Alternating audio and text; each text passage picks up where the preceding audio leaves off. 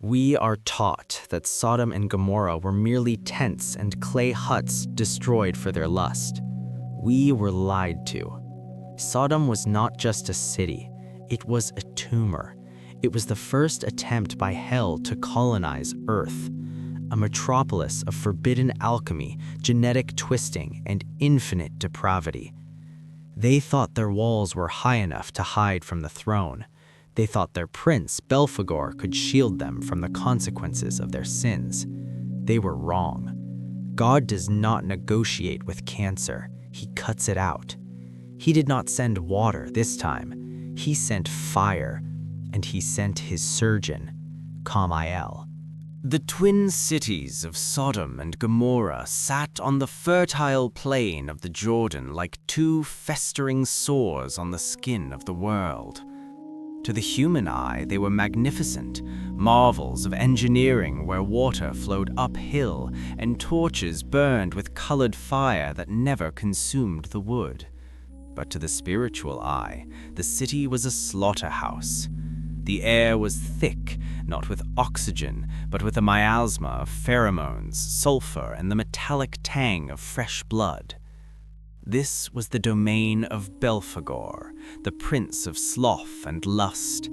He did not rule with a whip, he ruled with pleasure.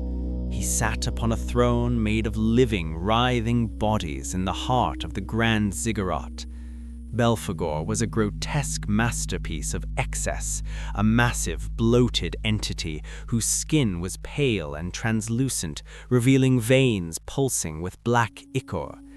He had no legs, only a mass of tentacles that plugged into the floor of the palace, feeding on the psychic energy of the city's inhabitants. He was the brain, and the city was his body. Under his influence, the people of Sodom had devolved. They had abandoned labor, morality, and reason. They lived only for the next dopamine hit. The streets were filled with biological horrors, chimeras created for entertainment, slaves bred without tongues, and rituals where infants were passed through fires to fuel the city's magical barriers. The cry of Sodom, mentioned in Genesis, was not a metaphor.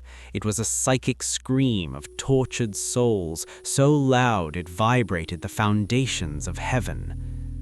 Belphegor laughed, a wet, gurgling sound that echoed through the minds of his subjects. He felt safe. He had erected a dome of acedia, a magical shield fueled by the lethargy and apathy of his worshippers. It was invisible, but harder than diamond. It deflected the sun, the wind, and the gaze of the seraphim. "Let them watch from their clouds," Belphegor sneered, tearing a limb from a sacrificial beast. "The earth is ours. We have bred a new god here, a god of flesh." He didn't know that the observation period was over. The verdict had been delivered hours ago. The executioner was already in the atmosphere. It started with the silence, the music in the streets of Sodom, a constant, rhythmic drumming that synchronized the heartbeats of the orgiastic crowds, suddenly stopped. The animals felt it first. The chimeric hounds whimpered and hid under the tables. The birds that circled the carrion pits dropped dead out of the sky, their hearts bursting from sheer pressure. The atmosphere in the valley changed. The air pressure dropped rapidly, the people's ears popped. The humidity evaporated instantly, leaving the air bone dry and static charged. Hair stood on end. The smell of ozone and burning copper replaced the scent of perfume. Belphegor stopped eating. His massive, slug-like body tensed. The tentacles plugged into the city floor sensed a disturbance, a vibration coming not from the earth, but from the exosphere. He looked up, through the skylight of his palace, past the invisible barrier of the dome.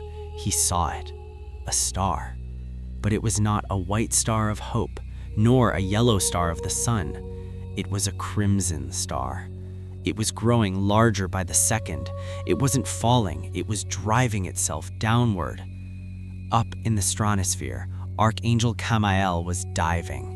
Camael is not a messenger. He is the Archangel of severity, the darker aspect of divine justice. He does not carry a trumpet, he carries the weight of a dying sun. His armor was not gold, but a shifting, molten red like cooling lava. He wore no helmet, for his face was a mask of absolute, terrifying neutrality.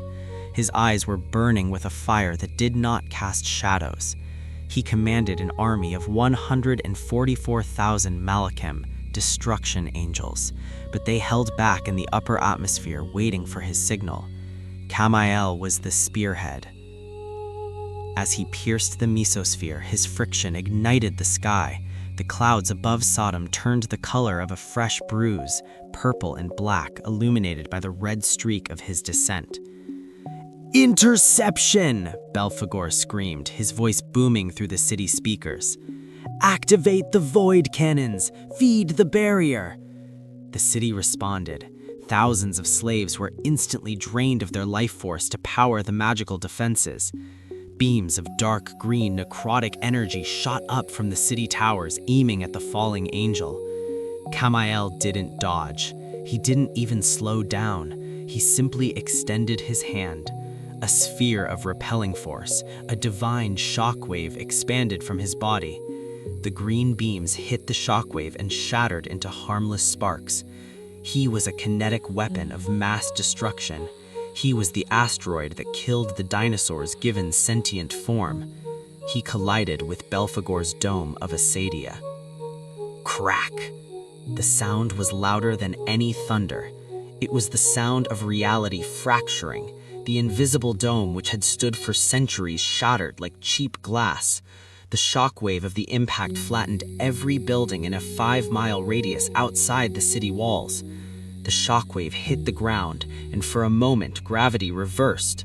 Dust, stones, and people were lifted into the air before being slammed back down. Camael hung in the air, hovering just above the highest tower of the palace. His wings of fire unfurled, spanning the entire width of the city square. He looked down at the Prince of Hell. He spoke only one word, and it wasn't a question. Burn. With Camiel's command, the sky opened. This was not rain. This was orbital bombardment. From the holes Camiel had punched in the atmosphere, meteors began to fall. But these were not ordinary rocks. They were brimstone, sulfur compressed to the point of ignition by divine wrath. They burned with a blue and yellow flame that water could not extinguish. Boom, boom, boom. The first volley hit the outer districts. Buildings made of stone and iron evaporated instantly. There was no rubble, there was only dust and glass. The heat was so intense that the sand in the streets turned into molten rivers of glass. People didn't have time to scream, they were vaporized. Their shadows burned permanently into the walls behind them. The city's defense systems tried to fight back.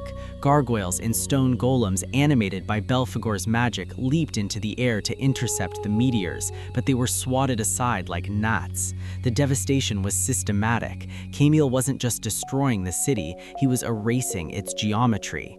Inside the palace, Belphegor shrieked in rage. His sloth was gone. He ripped his tentacles from the floor, mobilizing his massive, bloated form. He summoned the Legion of Lust, thousands of succubi and incubi armed with psychic whips. "Get him!" Belphegor roared. "He is but one! Swarm him!" The demon swarm flew up like a cloud of locusts, aiming to overwhelm the Archangel. They fired bolts of psychic agony, illusions of temptation, trying to find a weakness in his mind.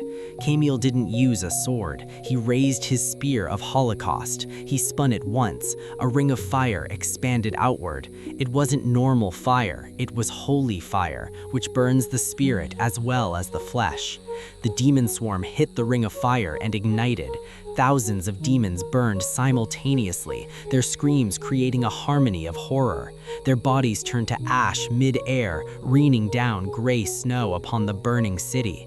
Camiel descended lower, his eyes locked on the ziggurat. He was the eye of the storm. Around him, the city was dying, but he was perfectly calm. He was not there to fight a war, he was there to end one. Camille landed on the terrace of the Grand Ziggurat. The marble floor melted under his boots. Belphegor stood, or rather, towered before him. Up close, the demon prince was a monstrosity of rotting opulence. He stood 20 feet tall, wielding a massive flail made of human spines. "You possess no authority here, dog of heaven," Belphegor bellowed, his voice dripping with hypnotic venom. "This city is built on desire. You cannot destroy desire. It is infinite." Belphegor swung his flail. The weapon moved with supernatural speed, breaking the sound barrier. It was coated in a neurotoxin that could paralyze a titan. Camille caught the flail with his bare hand. The spikes dug into his gauntlet, but Camille's grip didn't waver. He looked at the demon with utter contempt. "Desire is temporary," Camille said, his voice sounding like a tectonic plate shifting. "Ash is eternal." Camille yanked the chain. Belphegor, despite his immense weight, was pulled forward. Camille stepped in, driving his knee into the demon's midsection. The impact shattered Belphegor's ribcage. Black ichor sprayed across Camille's armor, sizzling and evaporating instantly. Belphegor howled and unleashed his trump card. He opened his mouth and spewed a torrent of apathy. It was a gray fog that drained the will to live. It had stopped armies before. Soldiers would simply lay down and die of boredom and despair. The fog washed over Camille. For a second, the fire on Camille's wings dimmed. The weight of existence, the futility of duty pressed down on the Archangel. But Camille is the severity of God. He represents the discipline that overrides feeling. He represents the duty that ignores fatigue. The fire on his wings flared back up, brighter than a supernova.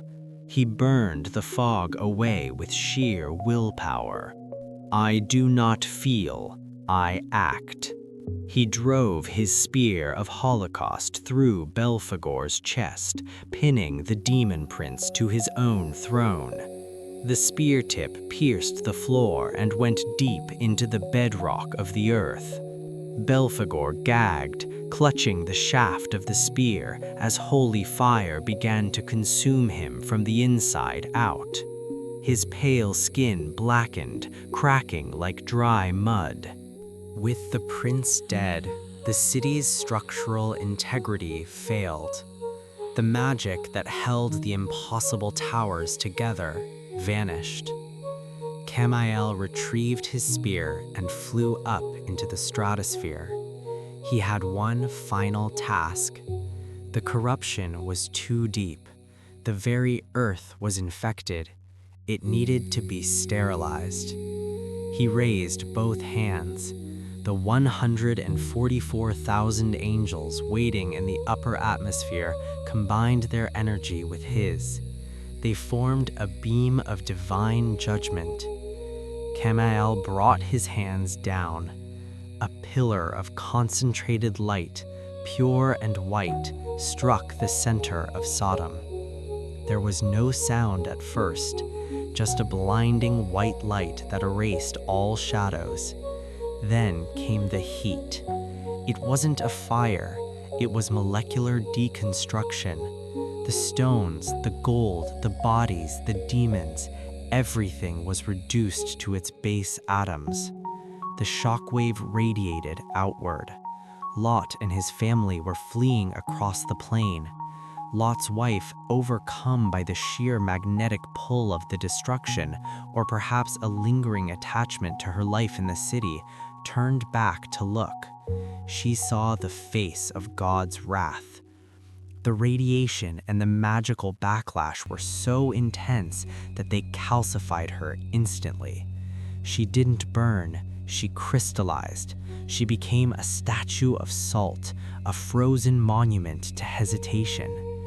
When the light faded, Sodom and Gomorrah were gone. There were no ruins, there was no rubble. There was only a massive smoking crater filled with glass and sulfur. The Dead Sea would eventually rise to cover the scar, drowning the memory of the sin in salt water. Camiel hovered over the crater for a moment, scanning for any sign of life or corruption. There was none. The surgery was successful. The tumor was removed. He turned his back on the devastation. His red armor cooled, turning back to a dull crimson.